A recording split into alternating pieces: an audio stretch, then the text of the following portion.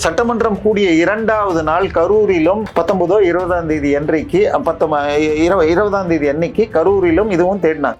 So அது கொஞ்சம் slow பண்ணிச்சு. அதன் பிறகு இங்க ஒரு ஹோட்டல்ல ரூம் போட்டு ஒரு கார்பரேட் கம்பெனி பேர்ல ரூம் போட்டு ஒரு வாரம் இருந்திருக்காங்க. இந்த அத்தனை ரெக்கார்டையும் போலீஸ் ஒழுங்காக வில்வித்தை அமைச்சர் பேசி எல்லோருக்கும் மாதம் 5 லட்சம் வரை எல்லா எம்எல்ஏக்களுக்கும் இனி தரப்படும், நீங்க யார்கிட்டையும் கை நீட்ட வேண்டாம் என்று ஆட்சி தரப்பில் சொல்லப்பட்டதாகவும் ஒரு தகவல் இருக்கிறது. வங்கிக்கு கடன் கட்டவில்லை என்ற வழக்கில் KN நேருடைய தம்பி நிறுவனத்தில் நுழைந்த போது 3 முக்கியமான எஃப்ஐஆர்கள் கிடைக்குது. பார்ட்டி ஃபண்ட், இந்த பார்ட்டி ஃபண்ட் என்ற ஒரு வார்த்தையின் ஆரம்பமே அங்கதான் வந்துச்சு.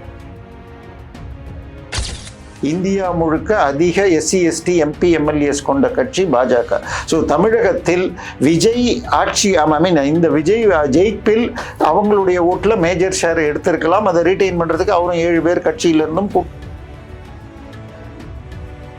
நான் சொல்றேன், கண்டிப்பாக பறையர்களுக்கு அவர் நன்மை செய்ய வேண்டும் என்று இருந்தால் பாஜகவோடு செல்வதும் அது நல்லது. தாண்டி வேற சொன்னீங்க இல்ல, பாஜக தாவேக 2029 வந்தால் நீங்க சொல்ற மாதிரி நடக்கலாம்.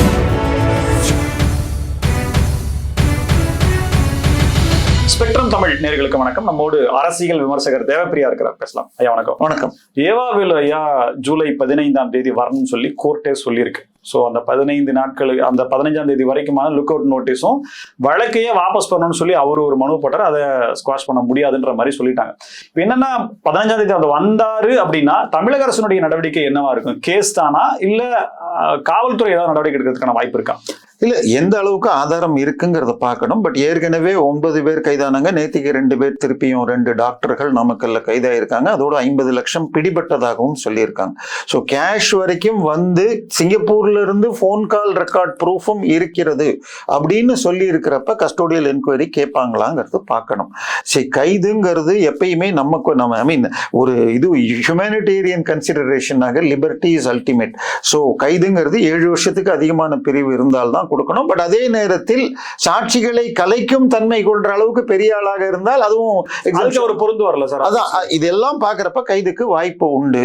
ஆனாலும் 15ஆம் தேதி வருவார் என்பதை எந்த அளவுக்கு நம்ப முடியும்? 15ஆம் தேதி வர வேண்டும் அப்படிங்கறதுனாலதான் லுக் அவுட் நோட்டீஸ் அவங்க கேன்சல் பண்ணிருக்காங்க. Correct sir. திருச்சி அதே மாதிரி அவருடைய சக பார்ட்னர்னு சொல்லுவீங்களா, என்னன்னு சொல்லுவீங்க, கட்சி இது செந்தில் பாலாஜி அவர்களும் தம்பி அசோக்கும் டெய்லி காலையிலும் மாலையிலும் கண்டிஷன் பெயில் கொடுத்த பிறகு 2 நாளாக நேற்று வரை போடவில்லைன்னு தான் செய்தி வந்தது. சைன் போட வரவில்லை. போலீஸ் ஸ்டேஷனுக்கு முந்தா நேற்றுக்கு வரல, நேற்று காலை வரை வரவில்லை, நேற்று மதியம் வந்தாரு. ஆனா அறிக்கை விடுறாரு, மறுப்பு சொல்லி செய்தியாளர்களை சந்திக்கிறாரு. எப்ப சந்திச்சாரு? நேற்று சந்திச்சாரு. ஓகே, அப்ப போக ஆரம்பிச்சிருக்கலாம். சோ இப்ப நீங்க உங்க டேர்ம்ஸை மதிக்கவில்லை என்றால் அதையே காரணம் காட்டி அடுத்த முறை அது மறுக்கப்படலாம்.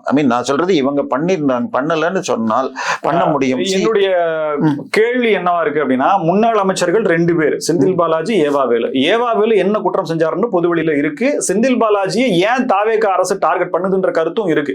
செந்தில் பாலாஜியை நெருங்கினாலே அவர் கோர்ட்லயே போயிட்டு பெயில் வாங்கிட்டு வர அளவுக்கான செல்வாக்கு அவர்கிட்ட இருக்கு, திமுகவோட சப்போர்ட் இருக்கு.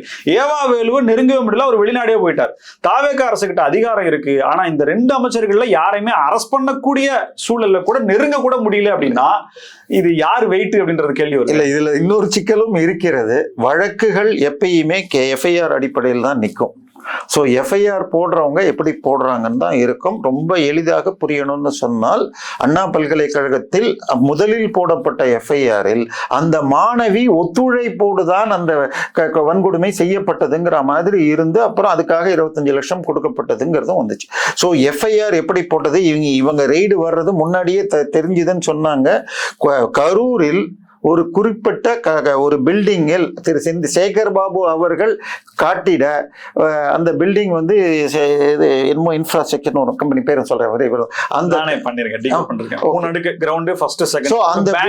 பேங்க் மாதிரி இருந்திருக்கு. அது எதுக்குன்னு சொன்னால், நெடுஞ்சாலை மற்றும் பொதுப்பணித்துறை மேற்கு மாவட்டங்களில் இல்ல அத்தனை டெண்டர்களும் வசூல் செய்யறது. அதுல அந்த சங்கரானந்த் கன்ஸ்ட்ரக்ஷன் என்பவர் கிட்டத்தட்ட இந்த ஒரு பில்டிங் இவர் பேர்ல அந்த போடப்பட்ட முதல் எஃப்ஐஆர் வந்து 7 கோடிக்கு டெண்டர் எடுத்து ஒரு இன்ச்சுக்கு கூட ரோடு போடாமல், ஆனால் எம்புக்குல வந்து 12 அடி ரோடு 3 இன்ச்சு ஹைட்டு ஜல்லின்னு கணக்கெல்லாம் எழுதி கண்டுபிடிச்சு அதுக்கப்புறம் பின்னாடி சின்னதா ஏதோ ஒரு ரோடு போட்டாங்க. ஐ மீன் மாட்டின பிறகு.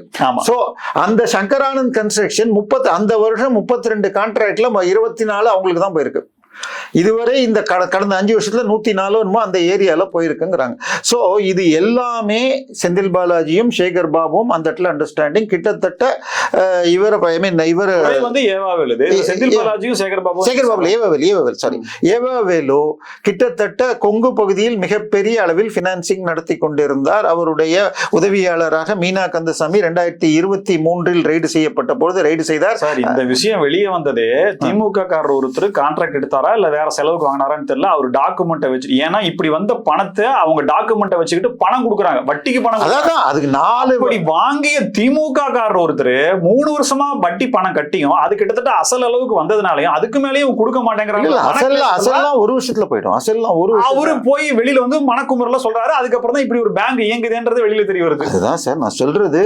இது வந்து எல்லா பெரும்பாலான பிரைவேட் பைனான்ஸ் நம்மில் மார்வாடி தான் சினிமால காட்டுவாங்க. பட் நம்மில் தமிழர்களும் 4 ஒருத்தர் எல்லா அலுவலகங்களில் கூட வந்து 2 ரூபா வட்டி 3 ரூபா வட்டின்னு கொடுக்குற பழக்கம் இருக்கு. 3 ரூபா வட்டின்னு சொன்னால் 36%.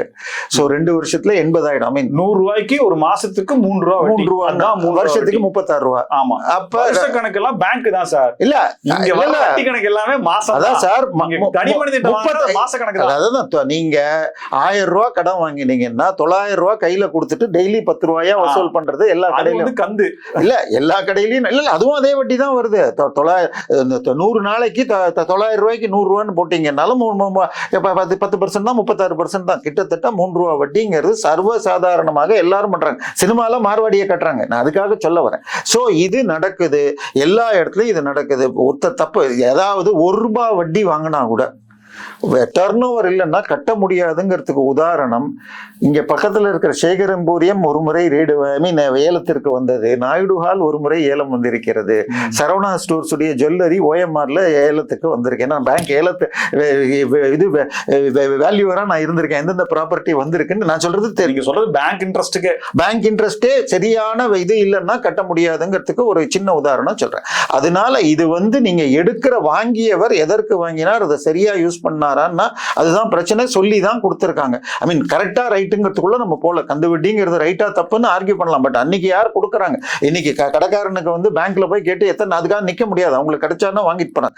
சோ இது வந்து இதுதான் சிக்கல். என்னை பொறுத்த வரைக்கும் சார், குறைந்தபட்சம் அவருடைய கல்லூரிகள் இப்ப போன ஆட்சியில் 1000 ரெய்டு பண்ணாங்க திமுக.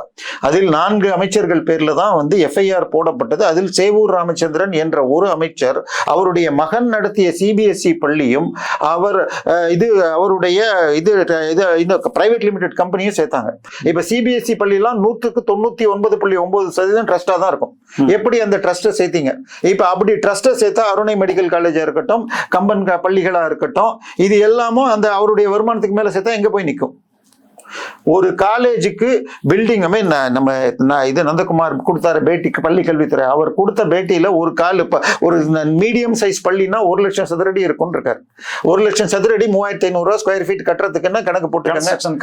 காஸ்ட் என்னாச்சு, இடம் பிளஸ் மற்றதெல்லாம் என்னாச்சு? அப்ப எப்படி இருக்கும்? நான் சிங்கப்பூரில் உள்ள உலக தரமுள்ள ஆஸ்பத்திரியை இங்க கட்டுவேன், இப்ப போய் அங்க படுத்துட்டு இருக்காருன்னு சொல்லிவிட்டு அடுத்த நாள் அவர் மால்ல இருக்கிறதாக டேட்டோட ஒரு போட்டோ வந்தது. ஐ மீன் போட்டோஷாப்லயும் அது பண்ண முடியும். சிங்கப்பூர்ல இருந்துட்டு ஆய்வுகள் பண்றாரு, இங்க இருக்கிறவங்களோட அதிகாரிகளோட பேசிக்கிட்டு தான் இருக்கிறாரு. அப்படின்றப்போ இந்த ஜூலை 15 வரைக்கும் இந்த டேட்டா எப்படி இந்த வழக்கை டைலூட் பண்றது, அடுத்த கட்டம் இது எங்க போகும், கவர்மெண்ட் என்ன செக் மூவ்மெண்ட் வச்சிருக்குன்ற தகவல்கள்லாம் அவர் திரட்டி வாங்கி அதுக்கான பிரிகாஷன் அவர் பண்றாரு அப்படின்றத எடுத்துக்கலாம். 2 சைடும் கரெக்டா தான் பிளான் பண்ணியிருக்காங்க. ஜூன் 22 விஜய் பிறந்த நாள் என்று 10 எம்எல்ஏக்களை ராஜினாமா செய்ய வைக்க வேண்டும், இந்த ஆட்சியை ஆட்டங்காண வேண்டும் என்பதுதான் முன்னாள் துணை அமைச்சர் இவர்களுக்கு கொடுத்த அசைன்மெண்ட். முன்னாள் துணை முதலமைச்சர் கொடுத்த அசைன்மெண்ட். கம் வாட் மே 10 எம்எல்ஏக்கள் விஜய் பர்த்டே அன்னைக்கு ரிசைன் பண்ணணும். சோ அது போச்சு. அது எடுபடல. 19ஆம் தேதி அன்னைக்கு அசோக் குமாரையும் இவரையும் 35 கோடி ஒரு எம்எல்ஏக்கு கொடுத்து பேரம் பேசினது, திருநாவுக்கரசு அரெஸ்ட் ஆனது, எல்லாமே அந்த கம்பெனி எல்லாமே ரைடு விட்டது, எல்லாம் உண்மைதான். எல்லாமே உண்மைதான். இதுல உங்களுக்கு அந்த 19ஆம் தேதி அன்னைக்கு, அதாவது சட்டமன்ற தொடங்கறதுக்கு முன்னாடியே கைதுகளை பிளான் பண்ணாங்க. ஆனால் கவர்னர் நல்லா கோஆபரேட் பண்ணி படிக்கிறார். ஏன்னா அது ஒரு ஆட்சிக்கு பெருமை. முதல் இதுலயே படிக்காம வெளியில போகான்னு சொல்லிட்டு இவங்களும் அட்ஜஸ்ட் பண்ணி முதலில் தேசிய கீதமும் 2 தடவை பாடி, சோ அதை பண்ணதுனால அந்த கைதை தள்ளி போட்டு சட்டமன்றம் கூடிய 2வது நாள் கரூரிலும் 19 20ஆம் தேதி அன்றைக்கு 20ஆம் தேதி அன்னைக்கு கரூரிலும் இதுவும் தேடினாங்க. சோ அது கொஞ்சம் ஸ்லோ பண்ணுச்சு. அதன் பிறகு இங்க ஒரு ஹோட்டல்ல ரூம் போட்டு, ஒரு கார்பரேட் கம்பெனி பேர்ல ரூம் போட்டு 1 வாரம் இருந்திருக்காங்க. இந்த அத்தனை ரெக்கார்டையும் போலீஸ் ஒழுங்காக எடுத்திருந்தால், என்ன நமக்கு வர்றதெல்லாம் போலீஸ் கொடுக்கிற தகவல் தான். அப்ப அந்த ஹோட்டல்ல தங்கி எந்த பேர்ல தங்கினாங்க, சிசிடிவி ஃபுட்டேஜ் எல்லாமே இருக்கு. இப்ப 50 லட்சம் அங்க பிடிச்சிருக்காங்க, இவருடைய இதுல 40 லட்சம் முதல்ல பிடிச்சேன்னு சொன்னாங்க. 35 கோடிக்கு பார்ஷியல் அமௌண்ட் கொடுக்கறதுக்கான லிக்விட் கேஷ் கையில வச்சிருந்திருக்காங்க. ஒரு 50 பிடிச்சிருக்காங்க. நாமக்கல்ல 2 நாள் முன்னாடி பிடிச்சிருக்காங்க. எனக்கு வந்த தகவல்கள் 8 எம்எல்ஏக்களுக்கு 10% டோக்கன் அட்வான்ஸ் கொடுத்து 9வது நபரிடம் போனப்பதான் அவர் பயந்து போய், இது ஒரு முக்கிய அமைச்சரிடம், கட்சியின் ரசிகர் மன்றத்திலிருந்து தொடரும் அந்த 2வது முக்கிய சக்தியிடம் போன் பண்ணி, தலைவா என்னை யாரோ பண்றாங்க, இப்படி தரேன்றாங்க, என்ன ஏது கேளு, கொஞ்சம் ஆனா எதுவும் வாங்காத, எதுவும் பண்ணாத, ஜாகிரதையா இருந்துக்கோன்னு சொல்லி, தலைவான்றவர் யாரு, பிஸியாக இருக்கிற ஒருத்தர். இவர் சொல்லிட்டு அவர் என்ன, ரொம்ப நேர்மையான இல்ல சார், யாரு பிஸியாக இருக்கு சார், இந்த விளையாட்டுக்கு நான் வரல சார். ரைட்டா, எனக்கு அவர் 3 கோடிக்கு அவருக்கு கடன் கொடுத்ததாக விஜயுடைய இதுல இருக்கு, அஃபிடவிட்ல இருக்கு. சரியா, உங்களுக்கு இல்ல, நான் வந்துடுறேன். இவருக்கு சொன்னவர் நண்பர் என்ற முறையில் இசைஞானி பெயர் கொண்ட அந்த எம்எல்ஏ எனக்கு வந்தாங்கன்னு அவர்கிட்ட சொல்லிட்டேன்னு சொன்னோன்னே, ஐயோ நம்ம வாங்கிட்டோமேன்னு அவர் சொல்ல எழுத்துப்பூர்வமாக கம்ப்ளைண்ட் ஆச்சு. சோ 8 பேர்ல ஒருத்தர் தான் அந்த இசைஞானி பெயர் கொண்டவர். Okay okay okay. சோ இப்ப அந்த இதனாலதான் அமைச்சரவை மாற்றத்துக்கு ரொம்ப யோசிச்சு 10 பேர் தூக்கணும்னா இது ஏதாவது இம்பாக்ட் ஆகுமா இல்ல, அதன் பிறகு வில்வித்தை அமைச்சர் பேசி எல்லோருக்கும் மாதம் 5 லட்சம் வரை எல்லா எம்எல்ஏக்களுக்கும் இனி தரப்படும், நீங்க யார்கிட்டையும் கை நீட்ட வேண்டாம் என்று ஆட்சி தரப்பில் சொல்லப்பட்டதாகவும் ஒரு தகவல் இருக்கிறது.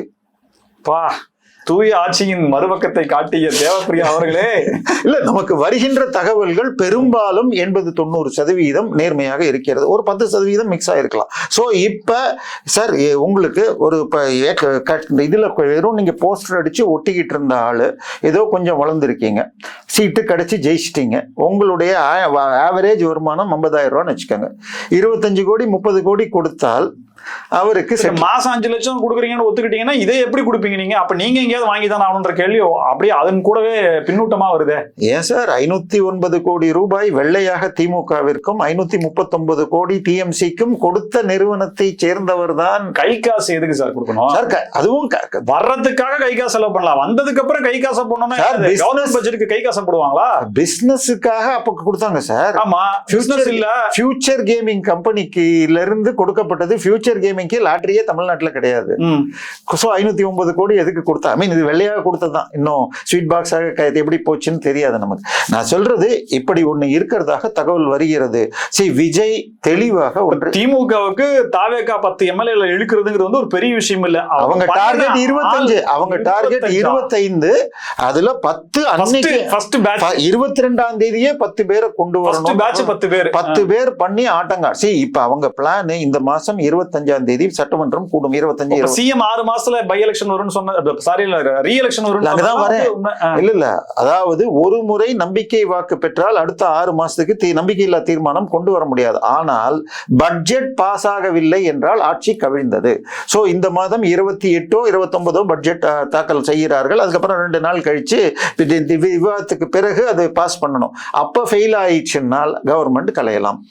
சரி, இந்த ஆட்சி இருக்கும் ஒரு நாளிலும் ஒரு எஃப்ஐஆரும் இவங்க லூசா போட்டாலும் அதை மேல இருக்கிறவர்கள் சரியான முறையில் இடி பயன்படுத்தி கொண்டால் வெறும் 23 கோடி ரூபாய் வங்கிக்கு கடன் கட்டவில்லை இல்லை என்ற வழக்கில் KN நேருடைய தம்பி நிறுவனத்தில் நுழைந்த போது 3 முக்கியமான எஃப்ஐஆர்கள் கிடைக்குது. பார்ட்டி ஃபண்ட் கிடைக்குது. இந்த பார்ட்டி ஃபண்ட் என்ற ஒரு வார்த்தையின் ஆரம்பமே அங்கதான் வந்துச்சு. சோ அதனால் இப்ப ஒரு 10 எஃப்ஐஆர் போட்டாங்கன்னு வச்சுக்கோங்க. இன்னும் KN நேருக்கு இன்னும் அந்த எஃப்ஐஆரே போடல, பார்ட்டி ஃபண்ட் எஃப்ஐஆர் போடல. இதுவரை போடப்பட்டுள்ளது கேஷ் ஃபார் ஜாபுக்கு தான். அதுக்கே கூட இன்னும் நேத்தி கூட ஒரு எக்ஸ்டென்ஷன் வாங்கியிருக்காங்க. திருப்பி ஜூலை 15 வரைக்கும் இது விசாரிக்க கூடாதுன்னு நேத்திக்கு ஒரு எக்ஸ்டென்ஷன் வாங்கியிருக்காங்க. சரி, ஜூலை 11 வரைக்கும் நேத்திக்கு இன்னைக்கு ஆரம்பிச்சிருவாங்கன்னு சொல்லிட்டு DVSC should not take step 26 July வரைக்கும் இன்னொரு 15 நாளைக்கு எக்ஸ்டென்ஷன் வாங்கியிருக்காங்க. இன்னும் அந்த இதுக்கு போடல. அதுக்கு பேர் என்ன சொல்றது, பார்ட்டி ஃபண்ட்னு சொல்லி 1020 கோடி வாங்கினது, 350 கோடி டிரான்ஸ்ஃபருக்குன்னு வாங்கினது. சரி, இது அத்தாரிட்டி ஸ்டேட் கவர்மெண்ட் தானே சார் இருக்கு? எல்லாமே ஸ்டேட் கவர்மெண்ட். ஏரியா போலீஸ்க்கு தான் சார் இருக்கு. சார் நான் உடைச்சு இன்னொரு கேள்வி கேட்கிறேன் சார். தாவேக அரசு 5 வருடங்களை முழுமை பெறுவதும் முழுமையாக ஆட்சி செய்வதும் அல்லது காபந்து அரசாக கவிழ்வதும் அப்படிங்கிறதும் பாஜக கிட்ட தான் இருக்கு அப்படின்றத ஏன் எடுத்துக்க கூடாது?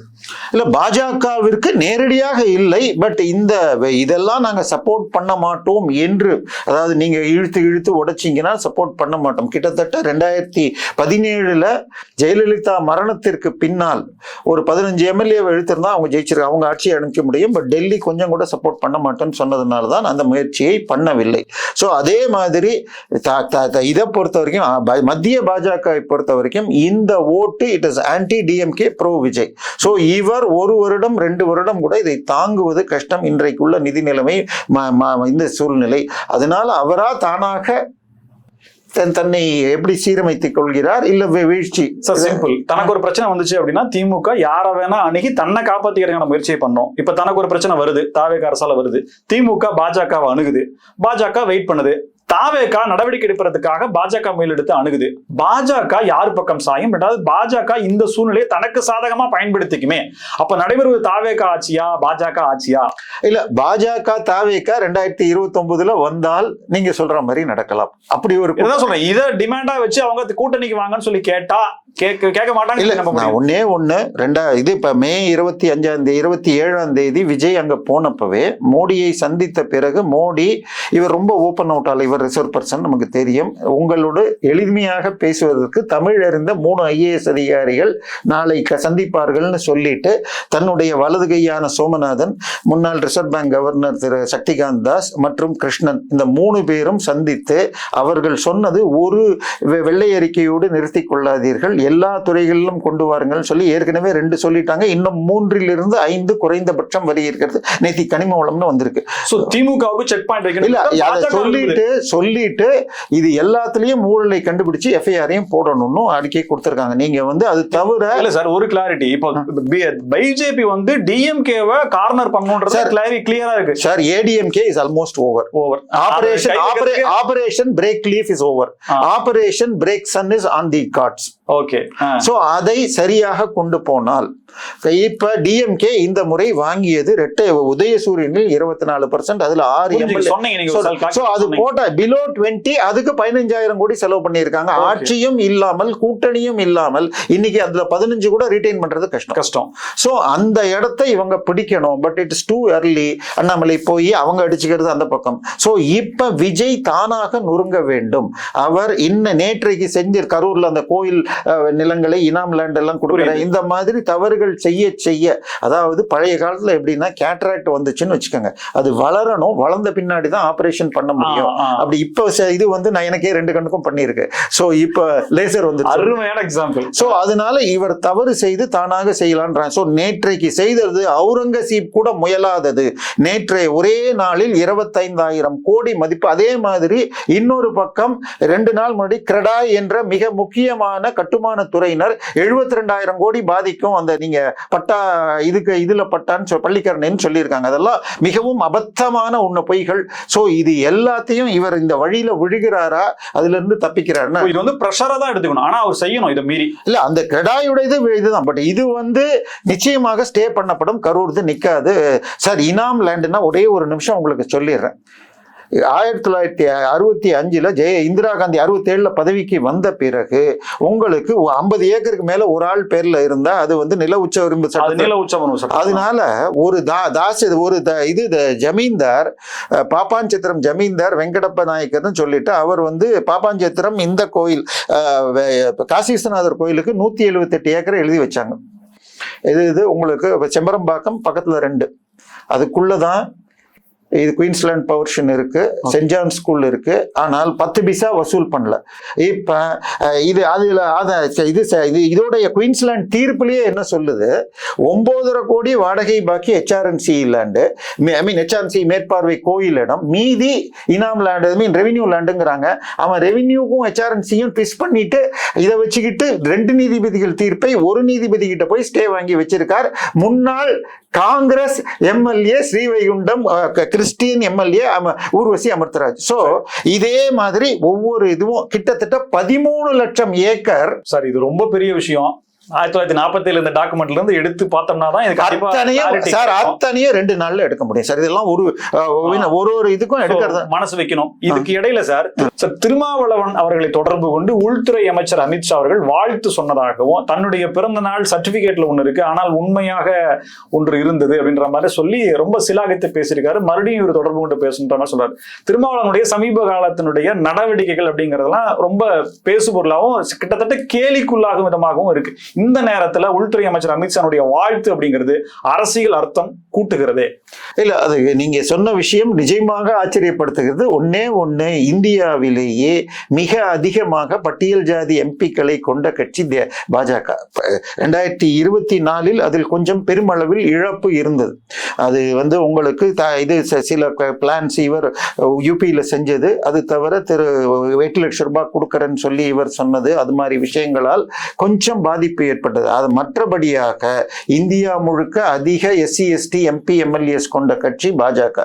சோ தமிழகத்தில் விஜய் ஆட்சி இந்த விஜய் ஜெயிப்பில் அவங்களுடைய ஓட்டுல மேஜர் ஷேர் எடுத்திருக்கலாம். அதை ரீட்டைன் பண்றதுக்கு அவரும் 7 பேர் கட்சியில இருந்தும் கூட்டணியில 2 பேருக்கும் கொடுத்திருக்காரு. சோ இப்பொழுது விசிகாவின் கட்சியில் எத்தனை பேர் இவரோடு இருக்கிறார், எத்தனை பேர் திமுக அணியாக இருக்கிறார்கள், எத்தனை பேர் தாவேகாவிற்கு போவார்கள். 2 MLAக்களும் தாவேகாவிற்கு தாவுவதற்கு தயார், 2 MLAக்களும். சோ விசிகா இது ஸ்டாலின் அவர்கள் கை காட்டினால் ஒரு MP உட்பட இன்னும் 1/3 ஆஃப் விசிகா போக முடியும். சோ இதை மீறி இருக்கிறத எங்களோட வந்தால் உங்களுக்கு மீண்டும் அந்த அளவுக்கு கொண்டு வரதுக்கு உதவும். பாஜக ஒரு கை காட்டலாம். தடா பெரியசாமி முன்னாடி பாஜக அணுகிறது அப்படிங்கறத நான் அணுகல் எடுத்துக்க வேண்டாம். இது வந்து ஒரு நூல் விடுறாங்க. ஆனா நூல் விடுறாங்க சார். ஆனா திருமாவளவன் பாசிச பாஜக ஆதிக்க சக்தி இவ்வளவு நாள் இவர் எதிர்த்து அரசியல் பண்ணதே பாஜகவை எதிர்த்து தான். ஆனா இன்னைக்கு அவர் பேசுற பேச்சுல இருந்தே இதை கன்சிடர் பண்ணலாமா அப்படின்ற மாதிரி நிலைக்கு அவர் வந்துட்டாரோன்ற மாதிரி. ஏன்னா இவர் பொதுவெளியில அவர் சொன்ன விதமும் சொன்ன தகவலுமே அவர் இருக்கும் நிலை கடந்த 1 வாரங்களில் அவர் பேசிய நிலை, இங்க இருக்க அங்க இல்ல, அங்க இருக்க இங்க இல்ல இப்படின்னு பேசியதே அவருக்கு கட்சி எத்தனை அளவுக்கு தன்னிடம் இருக்குங்கிறது. ஓட்டுக்கள்லயும் சேதம் இருக்கு, கட்சியுமே 2 MLAவும் போடுறார், ஒரு MP போயிட்டாருன்னு வச்சுக்கோங்க. அப்புறம் கட்சி மிச்சம் என்ன இருக்கும். பட் என்ன இருந்தாலும் பெரும்பாலான வடமாநில மாவட்டங்களில் அவருடைய தனி செல்வாக்கு அதிகம். சோ அதை ரீட்டைன் பண்ணிக்கிறதுக்கு மேபி பிஜேபியோட அவர் போனால் சார், திரு இளையராஜா அவர்கள் அதே பட்டியல் ஜாதியை சேர்ந்தவர். எத்தனை கிராமங்களுக்கு ரோடு போடுவதற்கும் விளக்கு கேஸ் கனெக்ஷன் கொடுப்பதற்கும் வீடு கட்டி தருவதற்கும் பார்த்திருக்கிறவர். இன்னும் சொல்ல போனால் 10,000 படத்துக்கு பேக்ரவுண்ட் மியூசிக் போட்டிருக்காருன்னா அத்தனை கதையும் அவர் படிச்சிருக்காருன்னு அர்த்தம். சோ அவருக்கு ஃபீல்டு தெரியும். ஆனால் இவர்கள் அந்நிய சக்திகளின் கொத்தடிமைகளாக பேசிட்டு இருந்திருக்காங்க நேத்து வரைக்கும். பட் இன்னைக்கு அவர்களுக்கு ஃபீல்டு புரிஞ்சு இப்ப பிராக்டிக்கலாக பிஜேபியோட சேர்ந்தால் சார் தனி மனித நட்பின் அடையாளம் அப்படின்ற வார்த்தை உபயோகப்படுத்துறாரு. சோ இது விசிகா பாஜக கூட்டணி அளவுக்கு இது ரொம்ப மிகைப்படுத்தலான இல்ல வாய்ப்பு நான் சொல்லல. ஆனால் உங்களுக்கு பீகாரில் அந்த நிதிஷ்குமார் கூட்டணியை பிவட்டாக சேர்த்தது பாஸ்வான் தான். அந்த இப்ப இருக்கிற அந்த ஜூனியர் பாஸ்வான் தான் சேர்த்தது. அதே மாதிரி இதுல உங்களுக்கு ஆந்திராவில் இணைப்பாக இவர் இருந்திருக்கார், ஸோ பவர் ஸ்டார் இருந்திருக்காரு. அதனால அது மாதிரி நீங்க என்டிஏக்கு இப்போ எஸ்பெஷலி வாசன் போன பிறகு இவர் இருந்தால் சரியாக வரும். விசிகாவை பாஜக எதிர்பார்ப்பதற்கான அடிப்படை காரணம் என்ன? விசிகாவே வீக்கா இருக்கு, அதுல பாதி ஓட்டு தாவேகாக்கு போயிடுச்சுன்ற செய்தி வரும்போது திருமாவளவனிடம் உள்துறை அமைச்சர் நேரடியா பேசி கூப்பிடுற அளவுக்கான முக்கியம் வாக்கு வங்கி இருக்குதுன்னு பாஜக நம்புதா? இல்ல சார், முதல்ல ஒரு எம்பிக்கு பர்த்டே விஷயங்கிறது சாதாரண விஷயம். ஏன்னா அவ்வளவு சாதாரணமா எடுத்துக்க முடியாது. இல்ல நான் சொல்றது ஒரு 700 பேர்னு வச்சுக்கோங்க, 534 இங்கே, அதுல ஒரு 200 பேர், 700 பேர்னு வச்சுக்கோங்க. 700 பேரை வச்சுக்கிட்டு ஆட்டோமேட்டிக்கா கம்ப்யூட்டர் காட்டினா போகும். இது கொஞ்சம் ரெண்டாவது தடவை 3வது தடவைனா போன் பண்ணியும் வாழ்த்தலாம். இது ரொம்ப பெரிய விஷயம் இல்லை. ஆனாலும் அரசியல் ரீதியாக இவரும் இதை வெளிப்படுத்துகிறார் என்று சொல்லும் பொழுது அந்த பக்கமும் ஒரு சின்ன எதிர்பார்ப்பு இருக்கலாம். இவரும் இதை வெளிப்படுத்தி கொள்வது தனக்கு ஒரு ஆதாயம் கூட்டம் இல்ல, இங்க பாயிண்ட்டுக்கு நான் நினைச்சேன் திமுக நான் நினைச்சா அங்கேயும் போக முடியும் அப்படின்னு காட்டுற அளவுக்கு வரலாம், அவ்வளவுதான். பட் ஆனால் நான் சொல்றேன், கண்டிப்பாக பறையர்களுக்கு அவர் நன்மை செய்ய வேண்டும் என்று இருந்தால் பாஜகவோடு செல்வதும் அது நல்லது. பதில தாண்டி வேற ஏதாவது சொன்னீங்கன்னா ஆச்சரியப்படுறது. நான் இன்னொன்னு வர்றேன். எஸ்பி வேலுமணி அவர்கள் தாவேகா செல்வதற்கு பாஜகவிடம் அனுமதி கோருகிறார். ஏன்னா தன்மையில் உள்ள வழக்குகளுக்கான பாதிப்புகள் வந்துடக்கூடாதுன்றத அனுமதியை கேட்கிறார் அப்படின்ற மாதிரியும், கூடவே தங்கமணி அவர்களும் பாஜகவில் முயற்சி செய்து அங்க வேற அளவுக்கானது திமுக முயற்சி செய்து அங்க இல்லைன்ற மாதிரி இருந்தாலும் இப்ப பாஜக போவதற்கான வாய்ப்புகளை தேடிக்கொண்டிருக்காங்க தகவல் வருது, செய்தி வருது. உண்மை இருக்கா? இல்ல, எனக்கு வந்த தகவல்கள் வேலுமணியும் திரு சி.வி. சண்முகமும் மாவட்ட செயலாளர்களை சேர்த்து கொண்டு கட்சியை மீண்டும் அதிமுகவில் முழு பலத்துடன், அதாவது பொதுச் செயலாளர் மதி பழையபடி இணை ஒருங்கிணைப்பாளர் அந்த மாதிரி கூட்டு தலைமை கொண்டு வரதுதான் அதிமுகவை காப்பாற்றுவதுதான் அவங்க முதல் நோக்கு. நீங்க இப்படி சொன்ன இன்னொரு கேங்கு வேலுமணி அண்ணாமலையோடு இணைகிறார், அதுதான் அவருக்கு கோயம்புத்தூர்ல செல்வாக்கு தரும். சோ அவரும் கோயம்புத்தூர், இவரும் இல்ல, இது எல்லாமே இதுதான். பட் எனக்கு வந்த தகவல்கள் அவர்கள் கிட்டத்தட்ட 80 மாவட்ட செயலாளர்கள்ல 30 பேர் இருக்காங்க. 50% தாண்டினால் அதுல இது பண்றதுக்கு ரைட்ஸ் இருக்கு. இன்னும் 10 பேரை சேர்த்தா போதும். அதுக்குதான் அவரும் மாவட்ட செயலர் போஸ்ட் கொடுக்காம மத்த போஸ்ட் பண்ணிட்டு இருக்காரு. சோ அங்க ஒரு பவர் பாலிடிக்ஸ் நடக்குது. But C V. சண்முகமும் இவரும் அதிமுகவில் உறுதியானவர்கள். அவ்வளவு எளிதாக எனக்கு தெரிஞ்சு வெளியில வர வாய்ப்புகள் கம்மி. So but CV. சண்முகத்தை ரொம்பவும் இன்சல்ட் ஆயிருக்கு. அவர் நான் கட்சியில இருக்கேனா இல்லையான்னு அவரை தான் கேட்கணும்னு நடுவில் ஒரு முறை சொன்னார். பட் இதெல்லாம் ரொம்ப ஏர்லி சார். அவங்களுக்கு எங்க போனால் இல்ல போனால் அங்க என்ன கிடைக்கும்? தங்கமணி இப்ப எம்எல்ஏ கூட இல்ல சார். இப்ப ஏன்னா முதல் 4 பேருக்கு மந்திரி கிடையாதுன்னு சொல்லி சாதாரண ஆட்கள். பட் விஜய்குமார் 2 விஜயபாஸ்கர்களுக்கும் மீண்டும் போட்டியிட வாய்ப்பு மந்திரி பதவின்னு சொல்லப்பட்டதாக தகவல்கள் வருகிறது. சோ இவங்களுக்கு எஸ்பி வேலுமணியும் தங்கமணியும் திமுகவுக்கு பேசினாங்க. செந்தில் பாலாஜியை சேர்த்துனாலே திமுக நிறைய பிரச்சனைகள் இருக்கு. சோ மீண்டும் அங்கிருந்து யாரும் வேணாம்னு சொல்லி மறுத்துட்டதுனாலதான் ஆப்ஷன் போட்டு இல்ல சார், இதுல பல யூடியூப்ல இடம் இல்லைன்னு அவங்கவுங்க சொல்றது. பட் செந்தில் பாலாஜி அதிமுகவில் இணையலாம் அப்படின்னு நடுவுல ஒரு ரூமர் பெரிதாக ஓடியது. சோ விஜயபாஸ்கர் போன இடத்துல கரூர்ல இவர் ஃபில்அப் பண்ணுவார் ஓடுது. இது எல்லாமே யூடியூபா தான் இருக்கும். பட் என்னை பொறுத்த வரைக்கும் வேலுமணியும் இவர்களும் கட்சியை இந்த ஒற்றை தலைமைங்கிறது வீழ்ச்சி தான் காண்டிருக்கு. ஏன்னா இது வெறும் கவுண்டர் வன்னியர் கட்சின்னு ஆகாம பரவணும்னா அந்த பகுதியை சேர்த்துக்கினா இவங்களும் கவுண்டர் தான். சோ அப்படி ஏதாவது பண்ண ஓபிஎஸ் போன பிறகு சுத்தமாக இதா இருக்குன்னு பாக்குறாங்க சார். இன்னும் ஒரு 3 மாசத்துக்கு எல்லாரும் சும்மா இருந்தால் அதுக்குள்ள தாவேகா செய்யும் தவறு. எந்த நியூஸ் எடுத்தாலும், தாவேகா நியூஸ் எடுத்தாலும் சரி, அதிமுக நியூஸ் எடுத்தாலும் சரி, திமுக நியூஸ் எடுத்தாலும் சரி, விசிக நியூஸ் எடுத்தாலும் சரி, அப்படியே எங்கெங்கயோ போய் கடைசியில போய் பிஜேபி எல்லாம் சார் போய் நிக்குது. சார் கண்டிப்பாக மத்திய அரசு சும்மா இருக்காது. அவங்க பதவிக்கு 2014 பிஜேபி வந்தப்போ 12 ஸ்டேட்ல இருந்தது. இன்னைக்கு 22 ஸ்டேட்ல. நீங்க சொல்ற கனெக்டிங் அதுக்கான ஆயத்த ஏற்பாடுகள் தான் சார். 29ல 10 எம்பிக்காக தமிழ்நாட்டுல ஜெயிக்கணும். அதுக்கு உள்ள கூட்டணியை அவர்கள் நோக்குவார்கள். சோ அதை நோக்குவார்கள். அதில் விசிக ஒரு நல்ல புள்ளியாக. இது இப்படியே போச்சுன்னா பாஜக தான் எந்த கட்சியோட கூட்டணி வச்சுக்கிறது முடிவு பண்ற இடத்துல இருக்குமா? திமுக கூட சேரலாமா, அதிமுக கூட சேரலாமா, தாவேகா கூட சேரலாமா? பாஜக தான் முடிவு. இந்தியாவில் பாஜக 2ஆம் இடத்தில் கூட இல்லாமல் இருப்பது 4 மாநிலங்கள். அதுல பஞ்சாப கழிச்சிடலாம், கேரளா இல்ல. அதான் சொல்லிட்டேனே, அவங்க ஆந்திரா, கர்நாடகா, கேரளா, தமிழ்நாடு, கேரளா தவிர இல்ல. ஆந்திராவில் வேண்டிய முதலமைச்சர் இருக்கிறார். அவருடைய மகன் எழுதுனா அது முடிஞ்சிடும். சோ தமிழ்நாடு, கேரளால டெமோகிராபி உதவாது. சோ தமிழ்நாட்டில் மலர்வதற்கான வாய்ப்புகள் பிரகாசமா இருக்கின்றன. கண்டிப்பாக இருக்கிறது. 29ல 10 எம்பி இருப்பாங்க. பார்க்கலாம். விஜய் என்ற சுனாமியை தாண்டி தாமரை மலருமா? பொறுத்திருந்து பார்க்கலாம். தகவல்களுக்கு நன்றி. மீண்டும் சந்திப்போம். மனிதர்கள் ஸ்பெக்ட்ரம் தமிழோடு. நன்றி நேயர்களே.